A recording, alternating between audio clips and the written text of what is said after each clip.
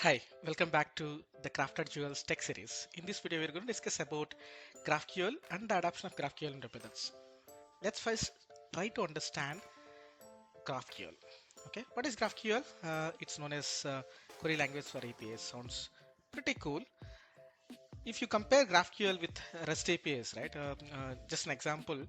From a consumer standpoint, when a consumer is actually trying to display on a mobile application or a web application in a single UI form, if he has to connect to three different REST APIs and display them, they would have to make three different API calls and aggregate them and show it to them, right? Whereas GraphQL, same approach, it lets you actually query it in a single API call and netpick uh, what you want from those three different API endpoints. It basically also lets you choose what you want to grab from the APIs instead of getting entire data from the actual backend, right? And Facebook initially introduced this, and they were trying to solve the problem of querying multiple APIs and getting huge data loads. Right? They tried to solve it with a single request, and that's what you see here, right? In GraphQL, everything is a HTTP post, and we will see that in a demo in a moment.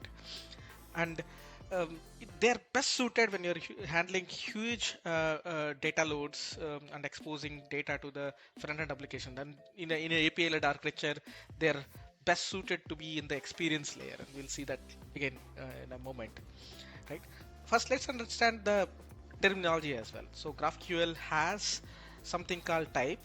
If you want to compare this type with REST or OData, this type is called entity. REST in it is called as a resource. Nothing but collection of attributes represents a real world object. In this case, in the small example which I have grabbed from GraphQL website, message is a type. Okay, and you have query, and this type query lets you query your types, multiple types. That means your entities, you can actually query them. In this case, get message by ID, and it returns you the entire message. Okay, and the next thing is mutation, and getting the data is fine, but querying the data is fine, but how about updating it or else creating a new entity, right? That is possible with the mutations. So in this case, create message with the parameters called message input, and it returns the newly created message entire entity. And update message by ID, it takes the input here and it returns the message. And along with it, you also have the inputs. Basically, inputs are required typically for mutations. And if you see this mutation, right, this mutation is taking message input. So recommended best practice from GraphQL is you name your inputs as entity plus input. In this case, message plus input, message input. Nothing but subset of what you want to actually provide, right? And this could be combination of multiple resources as well. For example, if you want to update at one shot multiple entities, you could do that, and you could actually name it with your functional input. Like for example, update. Uh, Fulfillment, it could be a collection of customer information, delivery information, order information, and so on. You can actually define all of them together in one single input, right? So let's see this adoption of same thing, the GraphQL in web methods. Okay, for the demo, I have a package called GraphQL samples. Here I'm going to create a GraphQL API.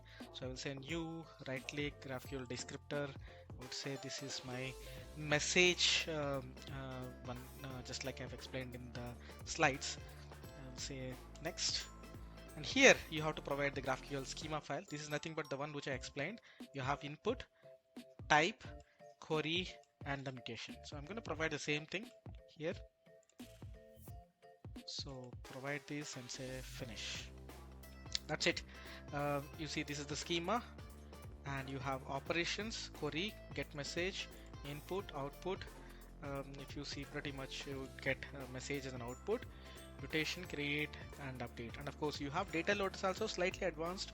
If you have sub resources and you want to load them dynamically without even calling them, you could actually do that, but let's not get into that advanced thing. Let's stick with the basics, right? So I have the services and types created, and most important things are resolvers. So these are the ones which are actually responsible for fetching the information, or say doing the actual job, what is intended to do.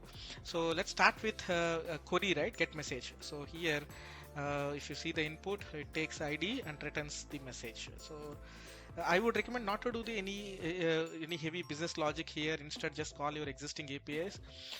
Just for the benefit of demo, I'm gonna keep one simple map step and give minimum details. But again, highly recommended not to include any business logic. So my get is completed, get message is completed. Now I will say create message, the mutation. So I'm gonna map this content and author just for the benefit of demo, and ID, right? I would just maybe generate a UUID just to have a randomness.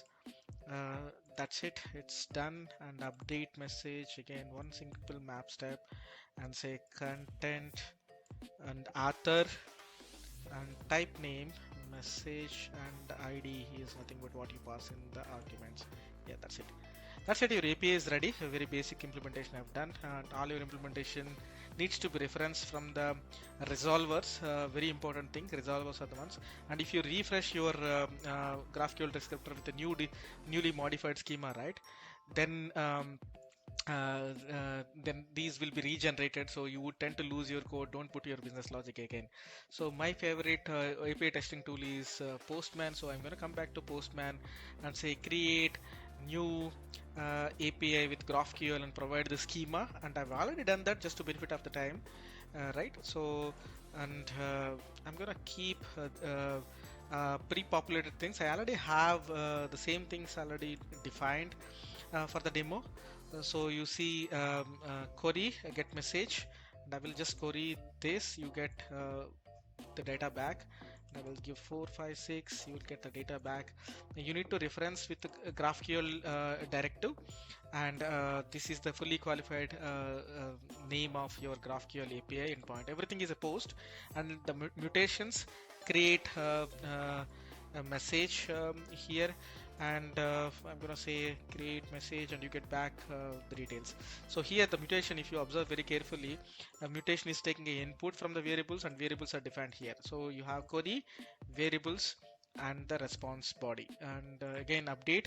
So now I'm retrieving only the subset of information, you see, right?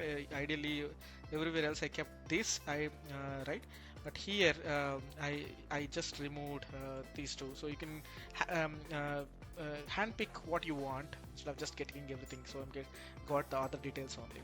Now if you come back to the slides what we are looking at, right? So in your API led architecture, you have different layers: experience layer, process layers, and system API layer, right? OData APIs, where it will let you expose your existing data as APIs quickly. You place them in system API layer, whereas GraphQL goes to the topmost layer, experience API layer, because it is intended for the consumers, right? And so highly recommend, if you're actually implementing any web application with high load, use GraphQL. And if you need help, do reach out to us. Thanks for